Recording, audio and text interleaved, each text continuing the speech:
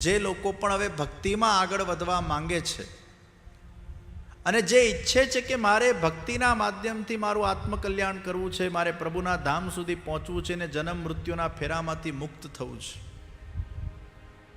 જે લોકો ખરેખર ઈચ્છે છે કે અમે અમારા જીવનમાં સ્પિરિચ્યુઅલ પ્રોગ્રેસ કરવા હવે માંગીએ છીએ, ભલે કદાચ અમુક વર્ષો ગયા પાણીમાં, હવે જાગ્યા ત્યારથી સવાર, અને હવે અમે ઈચ્છીએ છીએ કે અમારે હવે અધ્યાત્મ માર્ગમાં આગળ વધવું છે, તો એના નિયમો કયા? તો ઉદ્ધવજીને ભગવાન કૃષ્ણે એવા અલગ અલગ નિયમ આપ્યા. સૌથી પહેલું નિયમ, સાધક અહિંસક હોવો જોઈએ. ઇન્ટેન્શનલી કોઈની હિંસા ન કરે. પેલું બેટ છે ને, એને આમ લગાડી દેવાનું તમારે, પછી એને અડીને કોઈ મચ્છર મરે તો જુદી વાત છે, પણ તમે આમ બેટ લઈને આમ પેલો આમ ગદા લઈને આમ ફરતા રહો ને પછી આમ ચટક ચટક ચટક ચટક પેલો અવાજ આવે ને પછી તમે ગણ્યા કરો 1 2 3 4 5 6 7 8 10 મચ્છર માર્યા, એવું પોતાના હાથે કરવાની જરૂર નથી. પણ છતાંય ઝેરીલા મચ્છર મારવામાં કોઈ અપરાધ નથી, કારણ કે આપણામાં કંઈક એનું ઝેર ચડે અને આપણના કંઈક રોગ થઈ જાય. હવે ડેન્ગ્યુ છે, ડેન્ગ્યુના મચ્છરને મારો નહીં, તમને ડેન્ગ્યુ થઈ જાય અને એ જાનલેવા બીમારી થઈ જાય તો તમે મરી જાઓ. એટલે એમ મારવામાં વાંધો નથી, પણ ડિરેક્ટ શું કામ મારવું?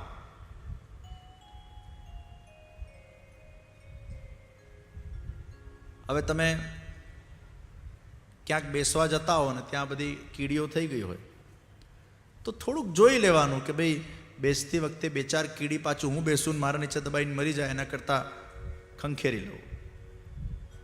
એક કીડીને પણ ઇન્ટેન્શનલી શું કામ મારવી? તો સૌથી પહેલું નિયમ આપ્યું, સાધક અહિંસક હોવો જોઈએ. બીજું નિયમ આપ્યું, શૌચ અને પવિત્રતાનું પાલન કરે. Cleanliness of the body and cleanliness of the mind, બંને ક્લીન હોવા જોઈએ. પવિત્રતા, ટોયલેટ જઈને ગળાથી નાવું જ પડે, પછી ટોયલેટ જઈને નાહીને આખા ઘરમાં ફરીને બધું અશુદ્ધિ કરે, એવો સાધક ન ચાલે, એવો અનાચારી વ્યક્તિ ન ચાલે. ઘણા ટોયલેટ જઈને નહાતા જ નથી, ભલે માથાથી ન નાહો પણ ગળાથી નાહવું પડે. યુરિનરીમાં જાઓ એ જુદી વાત છે, પણ જો તમે શૌચ ગયા અર્થાત એમાં ગળા સુધીનું સ્નાન છે. તો બાહ્ય પવિત્રતા અને આંતરિક પવિત્રતા, આ બંનેની આવશ્યકતા છે. ત્રીજા નંબરે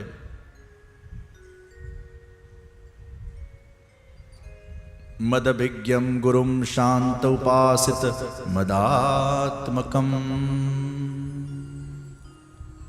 ગુરુની સેવા જે મારું સ્વરૂપ માનીને કરે છે એવો ભક્ત પણ મને ગમે છે. ચોથું, શિષ્યોમાં ક્યારે અભિમાન ન થવું જોઈએ અને કોઈના માટે ખરાબ ન વિચારે.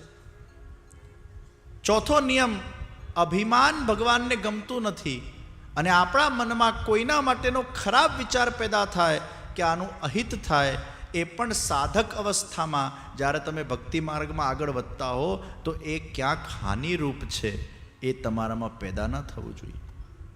પાંચમું, આળસનો નિષેધ. આળસુ સાધક ન હોવો જોઈએ. સવારે બ્રહ્મ મુહૂર્તમાં ઉઠી જવાનું એટલે ઉઠી જ જવાનું, 12 વાગે પેલો બેડ પર પડ્યો રહે એને સાધક કહેવાય કે બાધક કહેવાય? 4 કે 5 કે 6 વાગે જે વહેલો ઉઠતો હોય, જેનામાં આળસ નથી અને જે ફ્લેક્સિબલ છે, મને આ નહીં ફાવે, મને તે નહીં ફાવે, ચાલશે ફાવશે ગમશે વાળો જોઈએ. ફ્લેક્સિબલ હોય, કોઈ પણ પરિસ્થિતિ હોય, કેવી પણ અવસ્થા હોય, કેવી પણ વ્યવસ્થા હોય, એમાં પોતાના જાતને એ ઢાળી દે, ભળી જાય પરિસ્થિતિ પ્રમાણે. સાધક એવો હોવો જોઈએ. મમતાનો ત્યાગ, એના અંદર લૌકિક મમતા ન હોવી જોઈએ. અને એટલે ગીતામાં પણ ભગવાને એ જ આજ્ઞા કરી, અદ્વેષ્ટા સર્વભૂતાનામ મૈત્રઃ કરુણ એવ ચ નિર્મમો નિરઅહંકારો સમ દુઃખ સુખ ક્ષમી. કેવો ભક્ત મને ગમે છે, અદ્વેષ્ટા સર્વભૂત, જે દ્વેષ વગરનો છે, મૈત્ર ભાવવાળો, કરુણા ભાવવાળો, અને ત્યાં કીધું નિર્મમો, મમતા વગરનો. તો કોઈક ભક્તે કીધું, પ્રભુ આ બીજા બધા નિયમો તો બરાબર છે, પણ મમતા કેમ ત્યજવી? અને મમતા તો જવાબદારી છે. આ મારું છે, મારું છે તો જવાબદારી છે ને. આ મારો પરિવાર, આ મારી સંસ્થા, આ મારું રાજ્ય, આ મારું શહેર, આ મારું ઘર, આ મારું બિઝનેસ, આ મારું ઓફિસ, આ મારો ધંધો, આ મારા પૈસા. અગર મારું પણ જ નહીં હોય તો પછી એમાં જવાબદારી કેવી રીતે આવશે? તો માણસ કેરલેસ થઈ જશે. જે કરવું એ કરને, મારે શું લેવા દેવા? જો મમત્વ જ નહીં હોય તો મારે શું લેવા દેવા? Why I am concerned? Why I should take care of it? Why I should take a responsibility of it? Who am I? મેં તો અલિપ્ત હું. ભગવાને તો કહી દીધું મમતા રાખવાની નહીં, એટલે હું તો મમતા રાખતો નથી. પછી કોઈ માંદું પડે, સાદું કરે, જન્મે મરે, મારે શું લેવા દેવા? નિર્મમો. તો તમારું છોકરું માંદું પડે ને પછી તમે એમ કહો ભગવાને કીધું મમતા નહીં રાખવાની, પડવા દો માંદો. તો એનો ઉપચાર કરવો કે નહીં કરવો? એની સારવાર કરવી કે નહીં કરવી? એના માટેના પ્રયત્ન કરવા કે નહીં કરવા? એ બધું જ કરવાનું છે. અહીંયા નિર્મમો એટલે કેટલું સુંદર વાત આપણા ત્યાં પુષ્ટિ માર્ગમાં કહેવામાં આવે છે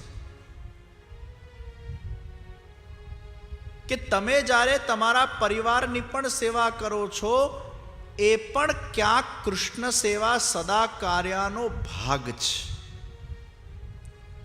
કારણ કે આ પરિવાર મારું નથી. પરિવારને મારું માનવું અને મમત્વ રાખીને એની પરવરિશ કે એના કર્તવ્યોનું પાલન કરવું, ત્યાં કદાચ દોષ આવે. પણ જ્યારે આપણે આપણા પરિવારને આ પ્રભુના છે, બ્રહ્મ સંબંધ લીધા પછી જ્યારે આપણે સમર્પણ કરી દીધું હોય, એટલે મારું ઘર પ્રભુનું ઘર થઈ ગયું. મારું આ દેહરૂપી ઘર પણ છે, પ્રભુનું ઘર છે.